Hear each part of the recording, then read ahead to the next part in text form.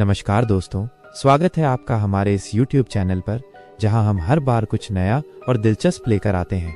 आज मैं आपको एक ऐसी कहानी सुनाने जा रहा हूं जो आपके दिल की धड़कन तेज कर देगी और आपको सोचने पर मजबूर कर देगी कि क्या ये सब सच था या सिर्फ एक भ्रम। तो आइए दोस्तों, इस दिलचस्प और डरावनी कहानी के साथ हम भी इस रहस्यमयी यात्रा पर चले।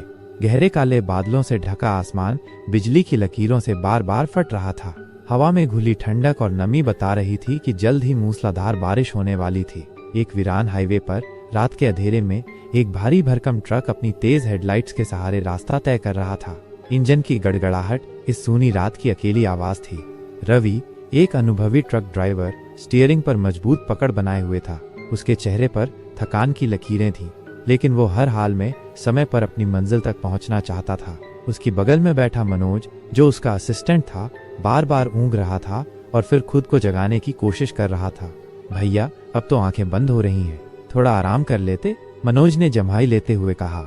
रवि ने बिना नजर घुमाए जवाब दिया, रुक नहीं सकते मनोज, सामान समय पर पहुंचाना है। अगर नींद आ रही है तो खिड़की खोल ले, चेहरे पर हवा लगने दे। मनोज ने अनमने ढंग से खिड़की खोल दी। ठंडी हवा अंदर आई तो वो थोड़ा चौकन्ना हो गया। उसने मोबाइल निकाला और जीपीएस पर रास्ता चेक किया। अरे भैया, आगे जाम लगा है, जीपीएस दूसरा रास्ता दिखा रहा है, मनोज ने स्क्रीन पर देखते हुए कहा। कौन सा रास्ता? रवि ने झुंझलाकर पूछा। यहीं से 2 किलोमीटर आगे एक रास्ता कटता है जंगल के अंदर। थोड़ा लंबा होगा, लेकिन ट्रैफिक से बच सकते हैं। रवि ने हल्की हिचकिचाहट के बाद सहमति में सिर हिलाया। ठीक है, देखते हैं। कुछ मिनटों बाद ट्रक सुनसान हाईवे छोड़कर एक संकरी घुमावदार सड़क पर मुड़ गया। यह रास्ता घने पेड़ों के बीच से होकर जा रहा था। सड़क उबड़ खाबड़ थी और ट्रक का हर झटका मनोज को बेचैन कर रहा था। भैया, ये रास्ता कुछ अजीब नहीं लग रहा? उसने इधर उधर देखते हुए कहा। रवि ने हल्की मुस्कान के साथ कहा, तू हमेशा अजीब चीजें ही सोचता है। ये कोई डरावनी फिल्म नहीं चल रही। लेकिन जैसे जैसे वे आगे बढ़ते गए, मनोज की बेचैनी बढ़ती गई। आसपास के पेड़ अजीब तरह से झुके हुए थे, जैसे रास्ते पर झांक रहे हों। हवा भी अचानक ठंडी हो गई थी और सन्नाटा घना होता जा रहा था। तभी जोरदार आवाज के साथ ट्रक अचानक झटका खाकर रुक गया। अब क्या हुआ? रवि ने झुंझलाकर कहा और ट्रक से नीचे उतरा। मनोज भी घबराते हुए बाहर आया और टॉर्च जलाकर ट्रक के नीचे की ओर देखा। भैया, लगता है ट्रक खराब हो गया। मनोज की आवाज में घबराहट थी। रवि ने माथे पर हाथ मारा।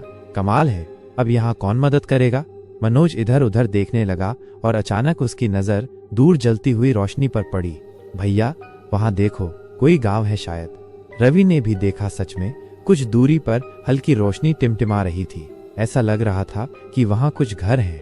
चल देखते हैं, हो सकता है कोई मदद मिल जाए, रवि ने कहा। दोनों धीरे धीरे अंधेरे के बीच गांव की ओर बढ़ने लगे। रवि और मनोज धीरे धीरे रोशनी की ओर बढ़ रहे थे। जंगल घना होता जा रहा था और उनके पैरों के नीचे सूखे पत्तों की चरमराहट के अलावा कोई आवाज नहीं थी। आसमान में बिजली चमक रही थी, लेकिन गड़गड़ाहट के बावजूद बारिश अब तक नहीं हुई थी। जैसे जैसे वे आगे बढ़ते गए, गांव की आकृति स्पष्ट होने लगी। मिट्टी और लकड़ी के बने कुछ घर दिखाई देने लगे, जिनमें हल्की रोशनी जल रही थी। लेकिन इस गांव में कुछ अजीब था। यहाँ कोई हलचल नहीं थी, नहीं कोई इंसान दिखाई दे रहा था। भैया, कुछ गड़बड़ लग रही है। यह गांव अजीब सा क्यों लग रहा है? मनोज ने धीरे से कहा। रवि ने चारों ओर देखा।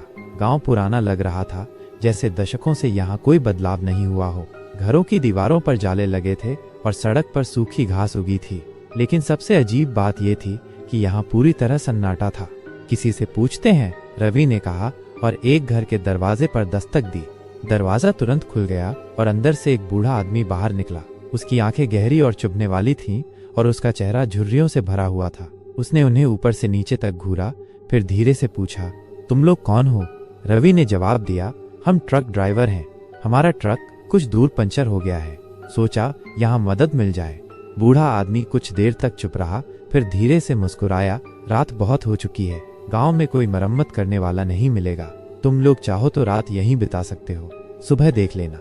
मनोज ने तुरंत रवि के कान में फुसफुसाया, भैया, कुछ ठीक नहीं लग रहा, यहाँ रुकना ठीक रहेगा क्या? रवि ने मनोज की ओर देखा, फिर बूढ़े की तरफ मुड़ा। ठीक है, हम रुकेंगे। बूढ़ा आदमी धीरे से दरवाजा खोलकर उन्हें अंदर आने का इशारा करता है, लेकिन जैसे ही वे घर के अंदर जाते हैं, उन्हें एहसास होता है कि ये कोई साधारण गांव नहीं है, यहाँ कुछ छुपा हुआ है। रवि और मनोज भारी मन से बूढ़े आदमी के पीछे पीछे उसके घर में दाखिल हुए। घर अंदर से उतना ही पुराना और धूल भरा था जितना कि बाहर से दिखता था। छत से एक कमजोर पीली रोशनी वाला बल्ब लटक रहा था जो कभी हल्का झपकता तो कभी स्थिर हो जाता। दीवारों पर पुराने धुंधले चित्र टंगे थे, कुछ अजीब से चेहरे जैसे वे उनकी ओर घूर रहे हों। बूढ़ा आदमी बिना कुछ कहे धीमी चाल से अंदर चला गया और एक पुराने लकड़ी के तख्त की ओर इशारा किया। बैठ जाओ, उसने अपनी भारी आवाज में कहा। रवि और मनोज तख्त पर बैठ गए। दोनों ने अब तक जितने भी गांव देखे थे उनमें हमेशा कुछ न कुछ हलचल होती थी। बच्चों की खिलखिलाहट, औरतों की बातें, किसी के खेत से बैलों की आवाज, लेकिन यहाँ सिर्फ एक भारी खामोशी थी। मनोज ने धीरे से रवि के कान में कहा, भैया हमें यहाँ नहीं रुकना चाहिए, ये गांव नॉर्मल नहीं लग रहा। रवि ने उसे घूरा, लेकिन कहीं न कहीं मनोज की बात उसे भी सही लग रही थी। बूढ़े ने एक झटके में दरवाजा बंद कर दिया। गांव में रात को बाहर मत जाना, उसने चेतावनी भरे लहजे में कहा। रवि ने उत्सुकता से पूछा, क्यों? बूढ़े ने उनकी ओर देखा। उसकी आंखों में अजीब सी चमक थी, जैसे वो कुछ छुपा रहा हो। रात को जंगल जाग जाता है। मनोज का हलक सूख गया। उसने रवि की तरफ देखा, लेकिन रवि ने कुछ नहीं कहा। बूढ़ा आदमी धीरे से बोला, सो जाओ, सुबह सूरज निकलते ही चले जाना, ज्यादा सवाल मत पूछो। इतना कहकर वह एक अलग कमरे में चला गया और दरवाजा बंद कर लिया। कमरे में अब सिर्फ रवि और मनोज थे। तख्त की लकड़ियां चरमराने लगी, मानो वे उनका वजन झेलने में असमर्थ हों। बाहर हवा तेज चल रही थी और पत्तों की सरसराहट किसी के चलने की आहट जैसी लग रही थी। मनोज ने धीरे से कहा, भैया मैं सो नहीं पाऊंगा, ये जगह अजीब है। रवि ने ठंडी सांस भरी, सोने की कोशिश करने लगा और बोला, अगर सुबह तक सब सही रहा तो यहाँ से निकल लेंगे। लेकिन मनोज को नींद कहाँ आने वाली थी। अचानक बाहर किसी के कदमों की आहट सुनाई दी। रवि और मनोज दोनों चौकन्ने हो गए। मनोज ने फुसफुसाते हुए कहा, कोई बाहर है। रवि उठकर दरवाजे तक गया, हल्का सा खोलकर बाहर झांकने लगा, लेकिन वहां कोई नहीं था। फिर खिड़की के बाहर कुछ हिला। मनोज का दिल जोर से धड़कने लगा। एक परछाई, लंबी, झुकी हुई, जैसे कोई इंसान नहीं बल्कि कोई और ही चीज थी। रवि ने तुरंत खिड़की बंद कर दी। हम यहाँ नहीं रुक सकते। लेकिन अब बहुत देर हो चुकी थी।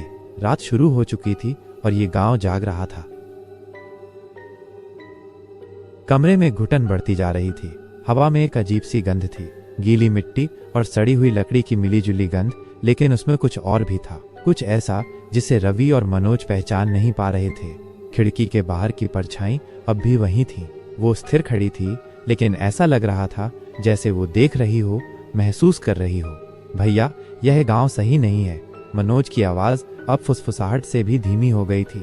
रवि कुछ सोच ही रहा था कि अचानक ठक ठक ठक दरवाजे पर दस्तक हुई।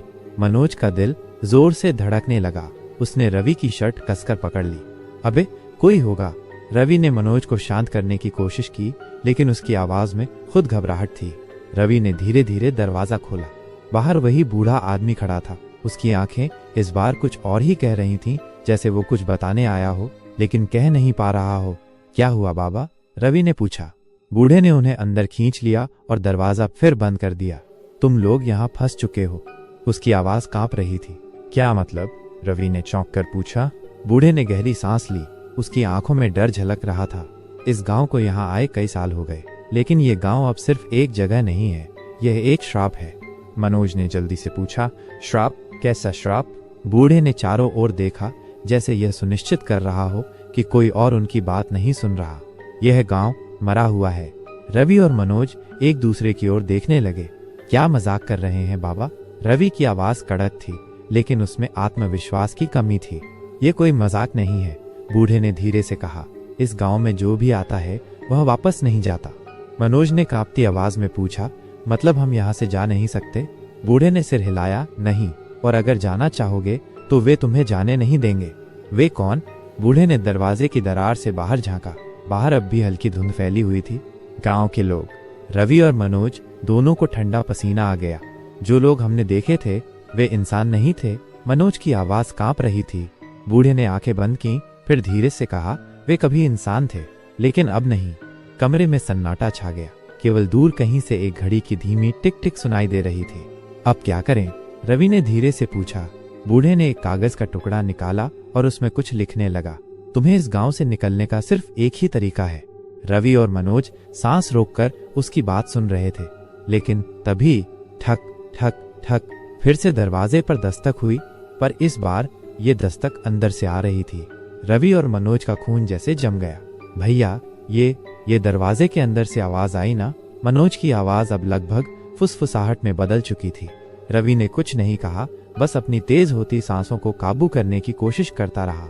बूढ़ा आदमी जो अभी तक कागज पर कुछ लिख रहा था, अब एकदम शांत खड़ा था। उसकी झुर्रियों से भरी उंगलियां कांप रही थीं और आंखें दरवाजे की ओर जमी हुई थीं। जो भी हो, दरवाजा मत खोलो, बूढ़े ने धीरे से कहा। लेकिन ये कहना जितना आसान था, करना उतना ही मुश्किल, क्योंकि अब ठक ठक ठक दस्तक की आवाज और तेज हो गई थी। कौन है? रवि ने हिम्मत जुटाकर पूछा। कोई जवाब नहीं आया। मनोज दीवार से सट गया। उसकी घबराहट अब डर में बदल चुकी थी। बाबा, आप कह रहे थे कि ये गांव श्रापित है, पर यह सब क्या हो रहा है? रवि ने धीरे से पूछा। बूढ़े ने अपनी जगह से हिलते हुए कहा, ये गांव जितना तुम देख सकते हो उससे कहीं ज्यादा पुराना है। ये कभी एक आम गांव था, लेकिन कई साल पहले यहाँ कुछ ऐसा हुआ जिससे ये हमेशा के लिए बदल गया। क्या हुआ था? मनोज की आंखों में डर था। बूढ़े ने गहरी सांस ली। यहाँ के लोगों ने एक भयानक गलती कर दी थी। उन्होंने किसी को धोखा दिया और उस व्यक्ति ने अपने मरने से पहले इस गांव को श्राप दे दिया। तब से ये गांव जिंदा नहीं रहा। रवि और मनोज की आंखें चौड़ी हो गईं। मतलब? रवि ने धीरे से पूछा। बूढ़े ने उनकी तरफ देखा। उसकी आंखों में गहरा डर था। मतलब ये कि यहाँ जो भी लोग हैं वे मरे हुए हैं। कमरे में एक ठंडक फैल गई। मनोज के चेहरे से खून उतर गया। ये सब भूत हैं? बूढ़े ने सिर हिलाया। हाँ, और ये तुम्हें अपना हिस्सा बनाना चाहते हैं। रवि को अब तक जितना भी डर लगा था वो सब कम लग रहा था। उसने खिड़की से बाहर झांका। गांव अब भी शांत था, लेकिन अब उसे महसूस हो रहा था कि हर घर के दरवाजे के पीछे कोई खड़ा है, उन्हें देख रहा है।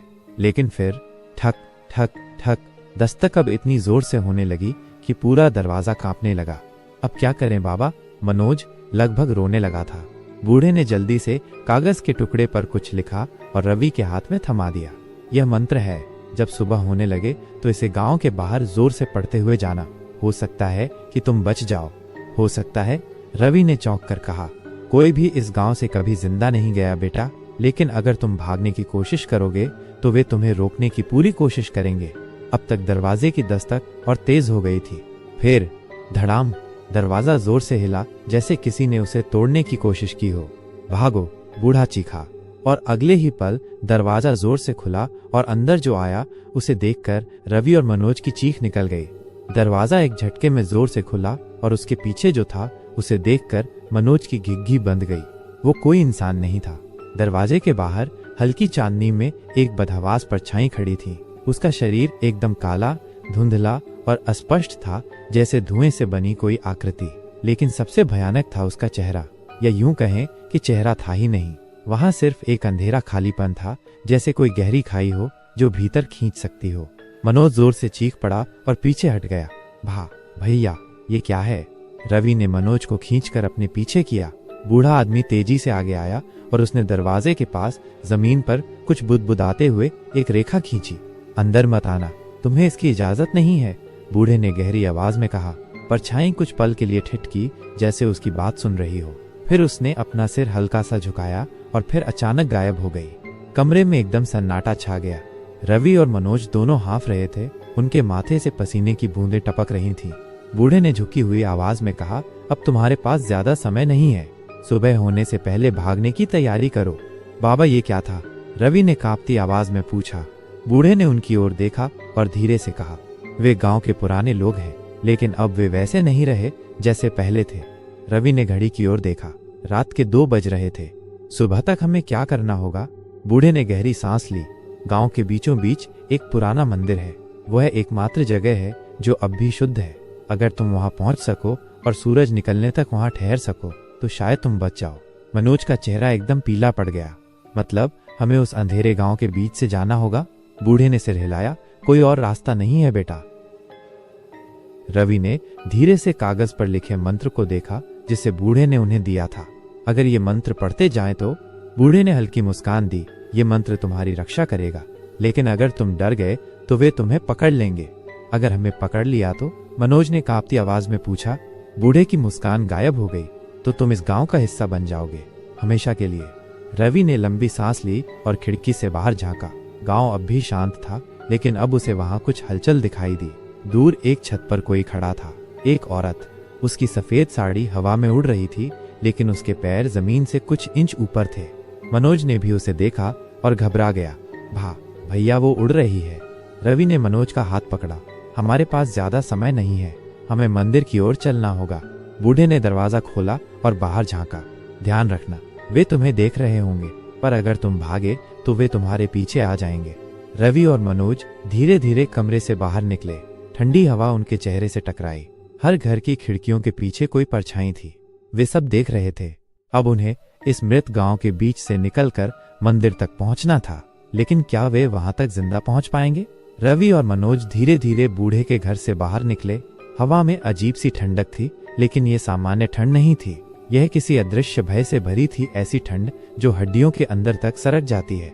गांव में गहरा सन्नाटा पसरा था। कोई आवाज नहीं, न कोई जानवर, न कोई हवा की सरसराहट, सिर्फ एक भारी खामोशी। बूढ़ा आदमी दरवाजे के पास खड़ा रहा। उसकी आवाज धीमी लेकिन गंभीर थी। याद रखना, मंदिर गांव के बीचों बीच है। वहां पहुंचने से पहले कोई आवाज मत करना, कोई नजर मत मिलाना, और अगर कोई तुम्हें पुकारे मत पलटना। रवि और मनोज ने सिर हिलाया और धीरे धीरे आगे बढ़ने लगे। गांव की कच्ची गलियों में चलते हुए हर चीज पुरानी और धूल भरी लग रही थी। मिट्टी के घरों की दीवारों पर दरारें थीं और कुछ जगहों पर तो वे झुकी हुई थीं, जैसे गिरने वाली हों। मनोज धीरे से फुसफुसाया, भैया, ये गांव कितने साल पुराना होगा? रवि ने इशारे से उसे चुप रहने को कहा, लेकिन तभी रुक जाओ, एक धीमी पर स्त्री स्वर में आवाज गूंजी। मनोज की सांस रुक गई। आवाज उनके ठीक पीछे से आई थी, रुक जाओ, मुझे देखो। मनोज के पैर कांपने लगे। ये आवाज कहीं सुनी सुनी लग रही थी। उसने धीरे धीरे रवि की ओर देखा। उसकी आंखों में सवाल था, क्या ये हमें जानती है? रवि ने बिना पीछे देखे धीरे से कहा, चलते रहो, मत पलटना। मनोज ने सिर हिलाया और दोनों ने कदम तेज कर दिए, लेकिन वो आवाज फिर आई, मनोज, मुझे नहीं पहचानते? अब की बार मनोज का दिल जोर से धड़क उठा। ये नाम कैसे लिया? उसने घबराकर रवि की शर्ट कसकर पकड़ ली। भैया, इसे मेरा नाम कैसे पता? रवि भी अब अंदर तक कांप चुका था, लेकिन उसने खुद को संभालते हुए कहा, तू सुनेगा तो फंस जाएगा, चलते रह। अब दोनों के कदम तेज हो गए, लेकिन आवाज भी तेज होने लगी। रुक जाओ, पलटो। आवाज अब गुस्से में बदल रही थी। रुक जाओ, देखो मुझे। अचानक हवा का झोंका आया और उनके चारों ओर भयंकर ठंडक फैल गई। रवि ने देखा कि गांव के घरों की खिड़कियां धीरे धीरे खुल रही थीं। अंदर से आंखें झांक रही थीं। भैया, ये सब हमें देख रहे हैं। मनोज अब रोने की हालत में था। रवि ने मन ही मन मंत्र को दोहराया और उसका कागज कसकर पकड़ लिया। हम मंदिर तक पहुंचेंगे, कुछ नहीं होगा, बस चलते रह। वे अब लगभग भागते हुए आगे बढ़ रहे थे, लेकिन तभी गड़गड़, गांव का सबसे बड़ा पीपल का पेड़ जोर से हिलने लगा और फिर किसी ने मनोज का हाथ पकड़ लिया। मनोज जोर से चिल्ला पड़ा, भैया। रवि ने घबरा कर देखा। मनोज के हाथ को एक काली, लंबी, सूखी उंगलियों वाली परछाई ने पकड़ रखा था। वो आकृति एक घर के कोने से निकल रही थी। उसका चेहरा स्पष्ट नहीं था, लेकिन उसकी आंखों की जगह दो गहरी काली खाइयां थीं। मनोज उस छाया से छूटने के लिए संघर्ष करने लगा, लेकिन उसका शरीर सुन्न हो रहा था। रवि ने झपटकर मनोज को खींचा और जोर से मंत्र पढ़ना शुरू किया। ओम नमः शक्तिवे, ओम नमः रक्षाय। जैसे ही रवि ने मंत्र पढ़ा, वह छाया एक भयानक चीख के साथ पीछे हट गई। लेकिन पूरे गांव में अब हलचल बढ़ चुकी थी। हर घर के दरवाजे धीरे धीरे खुलने लगे और अंदर से लोग या कुछ और बाहर आ रहे थे। रवि और मनोज अब मंदिर की ओर भागने लगे। गांव की गलियां पहले जितनी सुनसान नहीं थीं, अब वहां परछाइयां थीं जो दीवारों से निकलकर उनका पीछा कर रही थी। मंदिर दूर नहीं था, लेकिन उसके दरवाजे पर कोई खड़ा था। वही औरत, सफेद साड़ी में। अब की बार वो सिर्फ हवा में नहीं झूल रही थी, उसकी आंखें खुली थीं और वे सीधे रवि को देख रही थीं। मनोज की आंखों में अब भी डर था, लेकिन वो मंदिर की ओर दौड़ता रहा। गांव अब पूरी तरह जाग चुका था और वे इसे जिंदा छोड़ने नहीं वाले थे। रवि और मनोज लगभग दौड़ते हुए मंदिर की ओर भाग रहे थे। उनके पीछे पूरा गांव जैसे जाग चुका था। घरों की खिड़कियां और दरवाजे अब पूरी तरह खुल चुके थे और अंदर से धुंधली परछाई जैसी आकृतियां बाहर आ रही थीं। उनकी चाल इंसानों जैसी नहीं थी। वे हवा में तैर रही थीं, कभी धीमी तो कभी झटके से तेज। मनोज पीछे मुड़कर देखने की हिम्मत नहीं जुटा पा रहा था, लेकिन उसकी सांसें इतनी तेज हो चुकी थीं कि अब भागना मुश्किल लग रहा था। भैया, पैर भारी हो रहे हैं, जैसे कुछ हमें खींच रहा हो। रवि भी महसूस कर रहा था कि उनके पैरों में अजीब सा बोझ आ गया था, जैसे कोई अदृश्य ताकत उन्हें धीमा कर रही हो। बस मंदिर तक पहुंचने की देर है, हिम्मत रख, रवि ने खुद को भी दिलासा देते हुए कहा। लेकिन फिर रुको, वो महिला अब साफ साफ मंदिर के दरवाजे पर खड़ी थी। उसकी सफेद साड़ी हवा में हिल रही थी, लेकिन उसके पैर जमीन से कुछ इंच ऊपर थे। उसकी आंखें इस बार पूरी तरह खुली थीं। वे लाल नहीं थीं, न ही पूरी काली, बल्कि उनमें एक अजीब सा खालीपन था। रवि और मनोज वहीं रुक गए। उनके पीछे परछाइयां नजदीक आ रही थीं और आगे वो औरत खड़ी थी। अब क्या करें? तभी औरत ने धीरे से सिर झुकाया और धीमी आवाज में कहा, तुम्हें यहाँ नहीं होना चाहिए था। रवि ने हिम्मत जुटाकर कहा, हम यहाँ फंस गए थे, हमें जाने दो।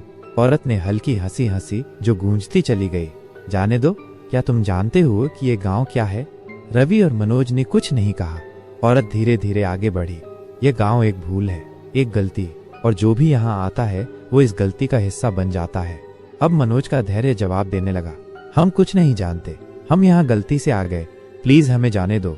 औरत ने उसकी तरफ देखा और उसके चेहरे पर दया जैसी चीज उभरी। अगर जाने की कोशिश करोगे तो गांव तुम्हें छोड़ने नहीं देगा। अब तक पीछे से परछाइयां काफी करीब आ चुकी थीं। उनमें से कुछ के धुंधले चेहरे अब साफ दिखाई देने लगे थे। उनके चेहरे पर कोई भाव नहीं थे, खुशी, न गुस्सा, न दर्द, बस एक ठहराव। रवि ने कागज कसकर पकड़ा जो बूढ़े ने उन्हें दिया था। उसने झटके से उसे खोला और जोर से मंत्र पढ़ना शुरू किया। ओम नमः रक्षाय, ओम नमः शक्तिवे। जैसे ही उसने मंत्र पढ़ा, हवा में कंपन होने लगा। औरत का चेहरा पल भर के लिए बिगड़ा, जैसे वो धुएं में बदलने वाली हो। बंद करो, उसने गुस्से में कहा, लेकिन रवि मंत्र पढ़ता रहा। तभी मनोज को अचानक ऐसा महसूस हुआ जैसे किसी ने उसकी कलाई पकड़ ली हो, लेकिन रवि तो उसके पास ही था। फिर किसने पकड़ा? उसने डर से देखा, एक साया उसे पकड़ रहा था। नहीं, मनोज को लगा जैसे उसकी आत्मा शरीर से बाहर खींची जा रही हो। उसकी आंखों के आगे अंधेरा छाने लगा। रवि ने घबराकर देखा और मनोज को पकड़ लिया। मनोज का शरीर ठंडा पड़ रहा था। उसकी आंखें धीरे धीरे पलटने लगीं, जैसे उसकी आत्मा किसी अंधेरे में समाने वाली हो। रवि ने पूरी ताकत से उसका हाथ पकड़ रखा था, लेकिन उसे महसूस हो रहा था कि मनोज उसकी पकड़ से फिसल रहा है। नहीं, मनोज, जाग, रवि चिल्लाया। परछाई जिसने मनोज को जकड़ रखा था, अब धीरे धीरे उसके अंदर समाने लगी। उसकी गर्दन टेढ़ी हो रही थी, जैसे कोई उसका शरीर हड़प रहा हो। रवि ने बिना देर किए अपनी जेब से कागज निकाला और मंत्र को तेज आवाज में दोहराने लगा। ओम नमः रक्षाय, ओम नमः शक्तिवे। अचानक एक जोरदार चीख गूंजी। परछाई झटके से पीछे हट गई, जैसे उसे आग से जला दिया गया हो। मनोज घबराकर जमीन पर गिर पड़ा। उसकी सांसें तेज हो गईं। भैया, वो चीज मेरे अंदर आ रही थी, वो हांफते हुए बोला। रवि ने उसे उठाया और अब बिना रुके, बिना पीछे देखे वे दोनों मंदिर की ओर भागे। गांव के लोग अब पीछे नहीं थे, वे दोनों के चारों तरफ थे। मंदिर अब बस कुछ कदम की दूरी पर था, लेकिन जैसे ही वे उसके दरवाजे पर पहुंचे, वही औरत उनके सामने आ गई। तुम नहीं जा सकते। उसकी आवाज अब पूरी तरह बदल चुकी थी। रवि और मनोज ठिठक गए। तुमने नियम तोड़ दिए, अब तुम इस गांव का हिस्सा हो। रवि ने गहरी सांस ली और बिना डरे सीधा उसकी आंखों में देखा। नहीं, हमें यहाँ रोका नहीं जा सकता, ये गांव अब हमें नहीं रोक सकता। और फिर उसने अपनी पूरी ताकत से मंत्र को पढ़ना शुरू किया। ओम नमः रक्षाय, ओम नमः शक्तिवे। अंधकार से प्रकाश की ओर मुक्त हो। औरत की आंखें चौड़ी हो गईं, उसके होठ कांपे और फिर वो एक दिल दहला देने वाली चीख के साथ हवा में बिखरने लगी। साथ ही गांव में खड़े बाकी लोग भी एक एक करके धुएं में बदलने लगे। उनकी परछाइयां मिटने लगीं, जैसे वे कभी अस्तित्व में थे ही नहीं। रवि और मनोज मंदिर के अंदर भागे और दरवाजा जोर से बंद कर दिया। अंदर घनघोर अंधेरा था, लेकिन ये डरावना नहीं था, ये शांत था। रवि ने एक लंबी सांस ली और दरवाजे से टिक कर बैठ गया। मनोज अब भी हाँफ रहा था, लेकिन अब उसके चेहरे पर थोड़ा होश था। भैया, हम बच गए। रवि ने बाहर देखा। गांव अब भी वहां था, लेकिन अब कोई हलचल नहीं थी, कोई परछाई नहीं, कोई आंखें नहीं, कोई आवाज नहीं। लेकिन एक सवाल अब भी बाकी था, क्या गांव अब भी जिंदा था या ये सिर्फ उनका भ्रम था? मंदिर के अंदर घुप अंधेरा था, केवल हल्की सी ठंडी हवा बह रही थी जो बताती थी कि ये जगह अब भी जिंदा थी। रवि और मनोज दरवाजे से टिक कर बैठे रहे। उनकी सांसें धीरे धीरे सामान्य हो रही थीं। बाहर गांव अब भी वैसा ही था, खामोश, ठहरा हुआ, अधूरा। मनोज ने धीरे से कहा, भैया अब क्या? रवि ने जेब से कागज निकाला, वही मंत्र जिसने उनकी जान बचाई थी। हमें सूरज निकलने तक यहाँ रुकना होगा, बूढ़े बाबा ने यही कहा था। मनोज ने घड़ी देखी, सुबह के 4 बज रहे थे। मतलब हमें 2 घंटे और इसी गांव में रहना होगा। रवि ने गहरी सांस ली। कोई चारा नहीं है, बस इंतजार करते हैं। अब जब उनकी जान का खतरा थोड़ी देर के लिए टल चुका था तो रवि ने चारों ओर देखा। ये मंदिर बहुत पुराना लग रहा था। उसकी दीवारों पर अजीब आकृतियां बनी हुई थीं। कुछ लोग झुके हुए थे, जैसे वे किसी चीज से प्रार्थना कर रहे हों, और उनके सामने एक बड़ी काली छाया खड़ी थी। मनोज ने उंगली से उन आकृतियों को छुआ और धीरे से कहा, भैया ये सब गांव के ही लोग लग रहे हैं। रवि ने सिर हिलाया। शायद ये मंदिर ही वो जगह है जहां ये सब शुरू हुआ था। मनोज की आंखों में डर था। मतलब क्या ये श्राप यहीं से आया? रवि ने कोई जवाब नहीं दिया, लेकिन मंदिर के अंदर की ऊर्जा अजीब थी। ये गांव की बाकी जगहों से अलग था। यहाँ डर था, लेकिन वो डरावनी आत्माओं का नहीं था, बल्कि किसी छुपे हुए सच का था। बाहर कुछ चल रहा था। कुछ मिनट बीत गए, दोनों शांत बैठे रहे। फिर ठक ठक ठक मनोज का दिल जोर से धड़कने लगा। भैया, ये आवाज फिर आई। रवि ने धीरे से दरवाजे की ओर देखा। कोई दरवाजे के ठीक बाहर था। कौन है? रवि ने धीरे से पूछा। कोई जवाब नहीं आया। फिर दरवाजा खोलो। मनोज की सांसें अटक गईं। ये आवाज बूढ़े बाबा की थी। रवि और मनोज दोनों ने एक दूसरे की तरफ देखा। भैया, बाबा बाहर हैं। रवि को कुछ ठीक नहीं लग रहा था। बाबा ने कहा था कि वे सुबह तक यहाँ से नहीं हिल सकते, तो फिर अब क्यों बुला रहे थे? दरवाजा खोलो, सूरज निकल आया है। मनोज के हाथ कांपने लगे। भैया, हमें खोलना चाहिए। रवि ने एक पल सोचा, फिर सिर हिलाया। नहीं, जब तक हम खुद सूरज की रोशनी न देख लें, हम दरवाजा नहीं खोलेंगे। मनोज ने घड़ी देखी। सुबह के 5 बज चुके थे। बाहर से आवाज फिर आई, जल्दी करो बच्चे, देर हो जाएगी। रवि अब भी चुप था। उसने मंदिर के पीछे की ओर देखा। वहां एक टूटी हुई खिड़की थी, जिससे हल्की रोशनी आ रही थी, लेकिन वो सूरज की रोशनी नहीं थी। भैया, मनोज ने घबराकर कहा, बाहर अंधेरा है। रवि की आंखें चौड़ी हो गईं। बाबा झूठ बोल रहे थे। मनोज, पीछे हट, रवि ने जोर से कहा। तभी धड़ाम, दरवाजा जोर से हिलने लगा, जैसे कोई उसे अंदर से धकेल रहा हो। बाहर से वही बाबा की आवाज आई, लेकिन इस बार वो गहरी और डरावनी थी। अब देर हो चुकी है, तुम बच नहीं सकते। रवि ने तुरंत मंत्र का कागज निकाला और उसे जोर से पढ़ने लगा। ओम नमः रक्षाय, अंधकार मिटे शक्ति जागे। दरवाजा और जोर से हिलने लगा, लेकिन मंदिर के अंदर एक रोशनी सी फैल गई। बाहर से भयानक चीखों की आवाजें आने लगीं। फिर अचानक सब शांत हो गया। मनोज कांपते हुए जमीन पर बैठ गया। खत्म हो गया। रवि ने कुछ नहीं कहा। वो धीरे धीरे मंदिर की टूटी खिड़की के पास गया और बाहर देखा। इस बार सूरज की पहली किरण जंगल के ऊपर से झांक रही थी। गांव गायब हो रहा था। रवि और मनोज धीरे धीरे मंदिर से बाहर निकले। गांव की गलियां अब खाली थीं। घर, पेड़, सड़कें सब धीरे धीरे हवा में घुल रहे थे, जैसे वे कभी अस्तित्व में थे ही नहीं। रवि ने चारों ओर देखा। बूढ़ा बाबा कहीं नहीं था। वो औरत कहीं नहीं थी। पूरा गांव मिट रहा था। मनोज ने रुंधे गले से कहा, भैया हम बच गए। रवि ने सिर हिलाया। वे दोनों मंदिर के सामने खड़े होकर आखिरी बार गांव की ओर देखते रहे। फिर वो पूरी तरह गायब हो गया। रवि और मनोज ने धीरे धीरे हाईवे की ओर कदम बढ़ाए। सूरज पूरी तरह ऊपर आ चुका था। लेकिन तभी मनोज के पैर किसी चीज से टकराए। वो नीचे झुका और देखा। वही मंत्र वाला कागज जमीन पर पड़ा था, लेकिन अब उस पर कोई शब्द नहीं थे। रवि और मनोज एक दूसरे की ओर देखने लगे। सूरज अब पूरी तरह ऊपर आ चुका था। रोशनी तेज थी, लेकिन अजीब बात यह थी कि चारों ओर एक अजीब सी खामोशी थी। रवि और मनोज सड़क की ओर बढ़ रहे थे, लेकिन हर कदम पर मनोज को ऐसा लग रहा था जैसे कोई उन्हें देख रहा हो। वो बार बार पीछे मुड़कर देखता, लेकिन वहां सिर्फ घना जंगल था। गांव पूरी तरह गायब हो चुका था। कुछ ही मिनटों में वे हाईवे पर पहुंच गए। उनका ट्रक अब भी वहीं खड़ा था, जैसे कुछ हुआ ही न हो। मनोज ने धीरे से ट्रक के दरवाजे को छुआ, फिर जल्दी से अंदर चढ़ गया। भैया, हमें यहाँ से अभी निकलना चाहिए। रवि भी ट्रक में बैठ गया और बिना एक पल गवाए इंजन स्टार्ट किया, और चमत्कारिक रूप से ट्रक एक ही बार में स्टार्ट हो गया। ट्रक के इंजन की गड़गड़ाहट ने इस खौफनाक सन्नाटे को तोड़ा और वे सड़क पर तेजी से आगे बढ़ गए। लेकिन मनोज अब भी बेचैन था। भैया, क्या हम सच में बच गए? रवि ने कोई जवाब नहीं दिया। उसने बस अपने सामने की सड़क पर नजरें गड़ा दी। कुछ ही मिनटों में वे मुख्य हाईवे पर आ गए। अब वहां गाड़ियां थीं, लोग थे, एक सामान्य दुनिया थी। सब कुछ ठीक लग रहा था। मनोज ने राहत की सांस ली। शायद हम सच में बच गए।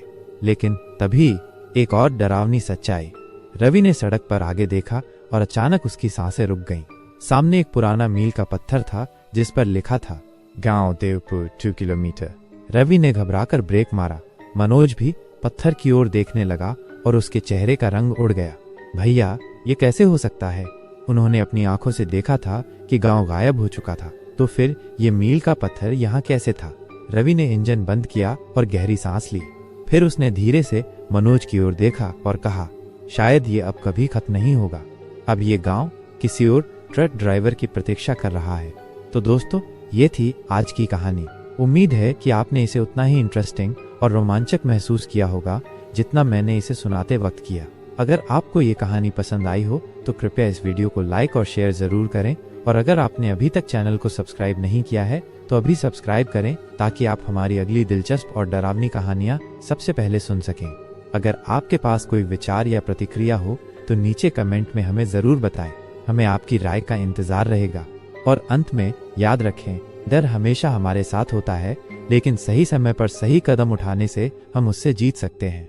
मिलते हैं अगली कहानी के साथ। तब तक अपना ध्यान रखें और डरे बिना जीने की कोशिश करें। धन्यवाद और खुश रहिए।